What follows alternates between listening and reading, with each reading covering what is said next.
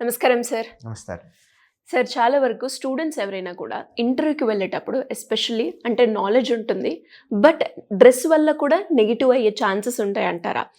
Interview అనగానే చాలామంది కూడా ఏమేమి క్వశ్చన్స్ అడుగుతారు, వాళ్ళ ముందు ఏ విధంగా ఉండాలి, బాడీ లాంగ్వేజ్, డ్రెస్సింగ్ కూడా ఎలా ఉండాలి, వాళ్ళని అట్రాక్ట్ చేయాలి అని ప్రతి ఒక్క ఆలోచన ఉంటూ ఉంటుంది. బట్ తెలియకుండానే కొన్ని మిస్టేక్ చేయడం వల్ల ఇంటర్వ్యూ దాకా వెళ్ళి క్వాలిఫై అవ్వకుండా వచ్చిన వాళ్ళు చాలామంది ఉన్నారు. అలా కాకుండా ఉండాలి అంటే బాడీ లాంగ్వేజ్ ఏ విధంగా ఉండాలి, డ్రెస్సింగ్ సెన్స్ ఏ విధంగా ఉండాలి, ఎలా మాట్లాడాలి సార్? గర్ల్స్కి ఎలా ఉంటుంది సార్? గర్ల్స్కి కూడా రూల్స్ ఉన్నాయండి. జనరల్గా మేము చెప్పేది ఏంటి అని అంటే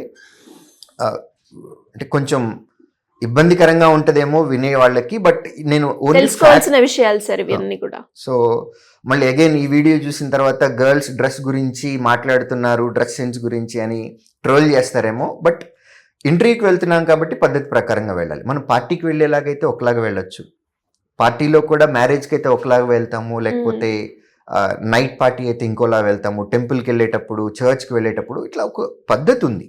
సో నేను ఆ పద్ధతి గురించి మాత్రమే మాట్లాడుతున్నాను. ఇంటర్వ్యూకి వెళ్ళేటప్పుడు లేడీస్ స్లీవ్లెస్ వేసుకుని వెళ్ళకూడదు, స్లీవ్లెస్ వేసుకుని వెళ్ళకూడదు. మీరు హ్యాండ్స్ ఇక్కడ వరకు పెట్టుకుంటారా, 3/4 పెట్టుకుంటారా, ఫుల్గా పెట్టుకుంటారా అనేది మీ ఇష్టం, but not sleeveless. Next tight dresses వేస్తారు. సో టైట్ డ్రెస్సెస్ వేసినప్పుడు అది మీకు వేసుకున్న వారికి అన్కంఫర్ట్గా ఉంటుంది, చూసే వాళ్ళకి కూడా అన్కంఫర్ట్గా ఉంటుంది.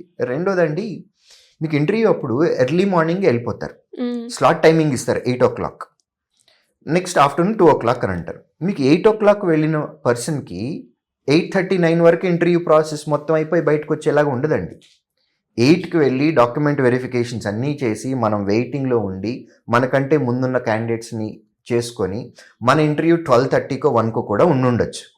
సో అంత టైం గ్యాప్లో మనకి కూడా స్వెట్ వస్తూ ఉంటుంది, అన్కంఫర్ట్గా ఉంటుంది. సో టైట్ డ్రెస్సెస్ వేసుకోకుండా కొంచెం లూజ్గా ఉన్నటువంటి డ్రెస్సెస్ వేసుకోవాలి.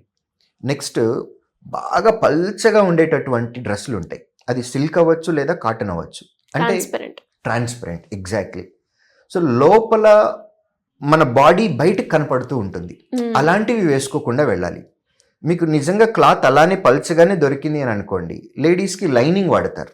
ఇప్పుడు మా ఇంట్లో కూడా లేడీస్ ఉన్నారు, వాళ్ళు కూడా జాకెట్లు అవన్నీ చేయించుకునేటప్పుడు లోపల లైనింగ్ వేయించుకొని చేస్తారు. సో అట్లా లైనింగ్ వేయించుకొని చేసుకుంటే మీకు కంఫర్ట్ ఉంటుంది. ఎందుకంటే క్లాత్ అనేది పల్చగా ఉందనుకోండి, రబ్ అయ్యి ర్యాషెస్ రావటం కానివ్వండి, లేకపోతే దురద కానీ ఇట్లాంటివన్నీ వస్తాయి. చక్కగా లైనింగ్ వేసుకొని చేసుకుంటే అది బాగుంటుంది, చూసే వాళ్ళకి బాగుంటుంది, వేసుకున్న పర్సన్కి కూడా బాగుంటుంది.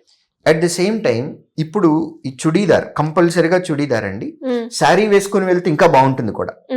సో శారీస్ వేసుకుని కూడా వెళ్ళొచ్చండి. శారీస్ కూడా నార్మల్గా ప్లెజెంట్గా ఉండేటటువంటివి, జిగ్జాగ్గా రంగులు ఉండి పూసలు గుచ్చి హెవీ వర్కులు చేయించి, సో ఫ్యాన్సీ శారీస్ కాకుండా కాటన్ శారీస్ వేసుకుని వెళ్ళొచ్చు. బ్లౌజ్ కూడా శారీ వేసుకున్నట్లయితే చాలా జాగ్రత్తగా లెంత్ కానీ చూసుకోండి, ఎందుకంటే కొంతమందికి ఇక్కడ ఉంటాయి, తర్వాత ఒక 2 అంగుళాల కిందకి దిగి, అలా కాకుండా మామూలు హ్యాండ్స్ ఉన్నటువంటి డీసెంట్ లుక్ గా ఉండేటటువంటి బ్లౌజ్. తర్వాత తప్పుగా అనుకోవద్దు, నెక్ కూడా కొంచెం నార్మల్ గా చూసుకోవాలి, ఎందుకంటే బ్లౌజెస్ కి కొంచెం డీప్ నెక్స్ తీసుకుంటా ఉంటారు. అది ఫ్రంట్ పార్టే కాదండి, బ్యాక్ పార్ట్ లో కూడా కొంతమంది కొన్ని జాకెట్స్ మన ఫంక్షన్స్ లో బ్లౌజెస్ చూసినప్పుడు కింద ఒక 2 అంగుళాలు లేదా 3 అంగుళాలు మాత్రమే స్ట్రిప్ ఉంటుంది, పైన అంతా కూడా ఈ ముగ్గులు వెళ్ళినట్లుగా డిజైన్ తాళ్ళన్నీ వచ్చి కట్టుకుంటా ఉంటారు. అలాంటి ఫ్యాన్సీ కాకుండా నార్మల్ బ్లౌజ్ వేసుకొని డీసెంట్గా వెళ్ళొచ్చు. చుడీదార్ కనుక మీరు వేసుకున్నట్లయితే కనుక, చుడీదార్కి మీకు ఈ మధ్య కొత్తగా వచ్చిన ఫ్యాషన్ ఏంటి అని అంటే సైడ్ కట్స్ వస్తాయి. ఆ కట్స్ ఫస్ట్లో ఒక 2-3 అంగుళాలు కింద ఉండేవి, ఇప్పుడు అవి చాలా పైకి వచ్చేస్తున్నాయి. సో అట్లాంటివి కాకుండా నార్మల్ వేసుకోవాలి. వీలైతే అసలు బుట్టలాగా ఉండేదైతే ఇంకా పర్ఫెక్ట్. ఎందుకంటే మనం కూర్చున్నప్పుడు, మీరు ఎదుటి వాళ్ళు మన ఎదురుగా కూర్చున్నప్పుడు బుట్టలాగా ఉన్నప్పుడు ఎలా ఉంటుంది, కట్టున్నప్పుడు ఎలా ఉంటుంది, డిఫరెన్స్ ఉంటుంది సార్ ఖచ్చితంగా. సో అది నేను చెప్పదలుచుకున్న పాయింట్. రెండోది ట్రౌజర్. సో బాటమ్ వేసుకునేది లెగిన్స్ వేసుకోకుండా, ఎందుకంటే లెగిన్ అనేది మరీ టూ టైట్గా ఉంటుందండి. ఇప్పుడు లెగిన్ కొన్ని మోకాళ్ళ వరకు వచ్చే లెగిన్స్ ఉన్నాయి, మోకాళ్ళ కిందకి వచ్చే లెగిన్స్ ఉన్నాయి, పూర్తిగా కిందకి వచ్చే లెగిన్స్ ఉన్నాయి, అవన్నీ టైట్గా ఉంటాయి. లెగిన్స్ కాకుండా మామూలు ట్రౌజర్ మనకి చుడీదార్కి పాత రోజుల్లో ఏవైతే ట్రెడిషనల్గా ఉంటాయో అలాంటి ట్రౌజర్ వేసుకొని వెళ్ళాలి. నెక్స్ట్ చెప్పులు కూడా హీల్స్ వేసుకొని టక్క టక్క టక్క టక్క సౌండ్ వచ్చేవి కాకుండా మామూలుగా మనం ఎట్లాంటి చెప్పులు వాడుకుంటామో అలాంటి చెప్పులు వాడుకోవాలి. హెయిర్ కూడా loose hair వాడకూడదండి.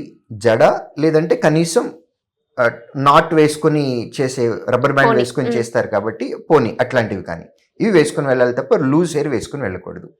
Normal cream and powder వరకు యాక్సెప్టబుల్, కానీ మనం ఏదో ఫ్యాషన్ షోకి వెళ్తున్నట్లుగా కానీ లేదంటే ఒక ఫంక్షన్కి వెళ్తున్నట్లుగా టూ మచ్ హెవీ మేకప్ వేసుకొని లిప్స్టిక్లు వేసుకొని ఐలైనర్స్ ఐబ్రోస్ ఇవన్నీ వేసుకొని హడావుడిగా వెళ్ళాల్సిన అవసరం లేదు. ఇయర్ రింగ్స్ కూడా డీసెంట్వి పెట్టుకొని వెళ్ళొచ్చు, అంతేగాని పెద్ద పెద్దవి పెట్టుకుంటారు. సో మనం వెళ్ళేది ఇంటర్వ్యూకి, but not a fashion show or a function. So ఇవి జాగ్రత్తలు తీసుకొని కనుక మనం వెళ్ళి చుడీదార్ వేసుకున్నట్లయితే కనుక ఇవాళ రోజున తప్పుగా అనుకోవద్దు ఎవరు, చున్నీ అనేదాన్ని ఆడపిల్లలు మర్చిపోయారు. చున్నీ వేసుకొని నీట్గా కవర్ చేసుకొని మనం ఇంటర్వ్యూకి వెళ్ళినట్లయితే చూసే వాళ్ళకి చాలా ప్లెజెంట్గా ఉంటుంది. ఫస్ట్ ఇంప్రెషన్ అక్కడే పడిపోతుంది. మీరు అడిగింది నెక్స్ట్ ఇంటర్వ్యూలో ఎలాంటి క్వశ్చన్స్ ఫేస్ చేస్తాము అనేది. మనం ఒక ఎగ్జామ్కి అప్లై చేసేటప్పుడు ఆన్లైన్లో మనం అప్లికేషన్ ఫిల్ చేస్తామండి. మనం ఏ అప్లికేషన్ అయితే ఫిల్ చేసామో ఆ అప్లికేషన్ కాపీ ఏదైతే ఉందో అది ఇంటర్వ్యూ ప్యానెల్ 5 మెంబర్స్కి ఒక్కొక్కరికి ఒక్కొక్క కాపీ వెళ్తుంది. సో మీ పేరు, మీ ఊరు, మీ పేరెంట్స్ ఏం చేస్తారు, మీ ఎడ్యుకేషన్ బ్యాక్గ్రౌండ్ ఏంటి అన్నీ కూడా దానిలో మనము టైప్ చేసి ఉంచుతాం. అదే సబ్మిట్ చేసాం, అందులో నుంచే క్వశ్చన్స్ అడుగుతారు. ఓకే, మీ పేరుకి ఏదన్నా ఇంపార్టెన్స్ ఉందా, మీ పేరు యొక్క మీనింగ్ ఏంటి, మీ పేరుతోటి గతంలో ఎవరైనా ఫేమస్ పర్సనాలిటీస్ ఉన్నాయా, మీ ఊరికంటూ ఏదన్నా చరిత్ర ఉందా, మీ ఊర్లో ఏదన్నా ఫేమస్ ఉందా, ప్లస్ మీ మండలానికి ఉన్న ప్రత్యేకత ఏంటి, మీ డిస్ట్రిక్ట్కి ఉన్నటువంటి ప్రత్యేకత ఏంటి, మీ ఫాదర్ ఒకవేళ ఆర్గనైజేషన్లో ఏదైనా వర్క్ చేస్తుంటే ఫాదర్ వర్క్ చేసేటటువంటి ఆర్గనైజేషన్కి సంబంధించిన డీటెయిల్స్ అడుగుతారు. ఫాదర్ ఒకవేళ వ్యవసాయానికి సంబంధించినైతే అగ్రికల్చర్కి సంబంధించిన క్వశ్చన్స్ కూడా అడుగుతారు. సో నాకు తెలిసినటువంటి ఎగ్జాంపుల్స్లో అంటే మల్టిపుల్ ఎగ్జాంపుల్స్ మాకు వస్తూ ఉంటాయి. ఒక స్టూడెంట్ రీసెంట్గా ఇంటర్వ్యూకి వెళ్ళారు, వాళ్ళ ఫాదర్ ఫార్మరు. అతన్ని ఇంటర్వ్యూలో అడిగిన క్వశ్చన్ ఏంటి అని అంటే, వ్యవసాయం చేసేటప్పుడు నాగలి వాడతాం మనం దున్నటానికి, పొలం దున్నటానికి. ఆ నాగలిని ఏ చెట్టు కొమ్మతోటి తయారు చేస్తారు, ఇది క్వశ్చన్. దీనికి ఆన్సర్ చాలా సింపుల్. మనం ఏదేదో అనుకుంటాం. నాగలి ఎక్కడ వాడేది, మనము పల్లెటూరులో వాడుతున్నాం.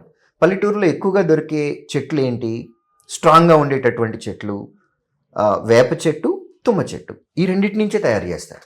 సో నాగలి ఉన్న తర్వాత దానికి ఒక హ్యాండిల్ లాంటిది ఒకటి ఉంటుంది. సో దాన్ని యూజ్ చేసి డైరెక్షన్ మార్చుకోవటం ఇట్లాంటివన్నీ చేస్తారు. దాన్ని ఏమని అంటారు అని అడిగారు. సో ఇంటర్వ్యూలో అడిగే క్వశ్చన్స్ అన్నీ కూడా మన అప్లికేషన్లో సబ్మిట్ చేసినటువంటి డీటెయిల్స్ నుంచే ఉంటాయి. అట్ ది సేమ్ టైం మీరు గ్రాడ్యుయేషన్లో మీరు ఏం చదువుకున్నారు దానికి సంబంధించిన ఆ సబ్జెక్ట్ మీద ఉన్నటువంటి క్వశ్చన్స్ వస్తాయి. సో ఇవి జనరల్గా అడిగేటటువంటి క్వశ్చన్స్. దీనితో పాటుగా ఆ రోజు కరెంట్ అఫైర్స్. ఓకే.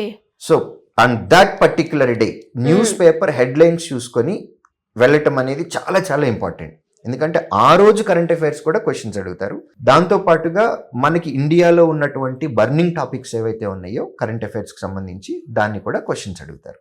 సో ఇవి ఇంటర్వ్యూవర్ ఒక ఇంటర్వ్యూ చేసేటటువంటి పర్సన్ అడిగేటటువంటి క్వశ్చన్స్. Great sir. అండ్ చాలా మైన్యూట్ డీటెయిల్సే అయినప్పటికీ ఒక ఇంటర్వ్యూకి వెళ్ళేటప్పుడు ఎస్పెషల్లీ అమ్మాయికైనా అబ్బాయికైనా ఈ రోజుల్లో ప్రాపర్గా ఎలా వెళ్ళాలి, ఎలా కన్విన్స్ చేయాలి, ఏ విధంగా మాట్లాడాలి అండ్ ఏమేమి క్వశ్చన్స్ అడుగుతారు అన్నది కూడా చాలా పెద్ద క్వశ్చన్ మార్క్. అండ్ వాటిని ఫేస్ చేయడం కూడా చాలా ఇబ్బందిగా వాళ్ళు ఫీల్ అవుతూ ఉన్నారు.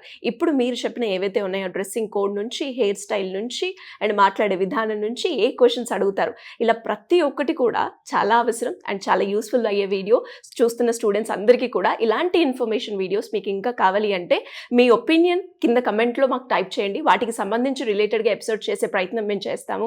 సరే, ఇంకా ఎవరికైనా కూడా అంటే సబ్జెక్ట్కి సంబంధించిందే కావచ్చు, లేదా శ్రీధర్ సిసిలో ఇన్స్టిట్యూట్లో జాయిన్ అయ్యి ఏ కోర్స్ చేస్తే నాకు బాగుంటుంది, కెరియర్ గైడెన్స్కి సంబంధించి ఇలాంటి ఏ ఇన్ఫర్మేషన్ కావాలి అన్నా మిమ్మల్ని అప్రోచ్ అవ్వాలి అంటే ఏ విధంగా ఉంటుంది సార్?